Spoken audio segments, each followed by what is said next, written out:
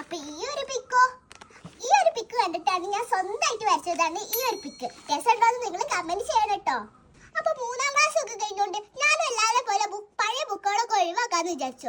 അപ്പോഴാണ് ഈ ഒരു പിക്ക് കിട്ടിയത്. ഇതിപ്പോ എങ്ങനെ എടുത്തേക്കാന്ന് കുറെ ആലോചിച്ചു, പക്ഷെ ഒരു പിടിയും കിട്ടിയില്ല. എന്തായാലും പേപ്പർ എടുത്ത് വെച്ചാല് എന്തായാലും കാണാതാവും. അപ്പോഴാണ് എനിക്ക് യൂട്യൂബിൽ ട്രിക്ക് കിട്ടിയത്. അപ്പൊ ഞാൻ അത് ചെയ്യാന്ന് വിചാരിച്ചു. നിങ്ങളും കൂടി കൂട്ടിയതാണ്, അപ്പൊ നിങ്ങൾക്ക് ചെയ്യാലോ. അപ്പൊ ഈ ഒരു പിക്ക് ഞാൻ എന്റെ ഷർട്ടിൽ പ്രിന്റ് ചെയ്യാനാണ് പോകുന്നത്. പിന്നെ അതിന് വേണ്ടി ബട്ടർ പേപ്പർ, ക്ലിയർ പേപ്പർ, പിന്നെ ഷർട്ടും. അപ്പൊ പിക്ക് ക്ലിയർ പേപ്പറിൽ വെച്ചിട്ട് 4 വശവും ആവശ്യത്തിന് കട്ട് ചെയ്ത് കൊടുക്കാം. കുറച്ച് എഡ്ജ് വരുന്ന രീതിക്ക് വേണം കട്ട് ചെയ്യാൻ.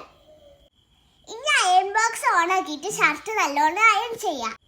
ഇനി പിക്ക് ഷർട്ടിന്റെ മുകളിൽ വെച്ചിട്ട് ബട്ടർ പേപ്പർ അതിന്റെ മുകളിൽ വെക്കാം.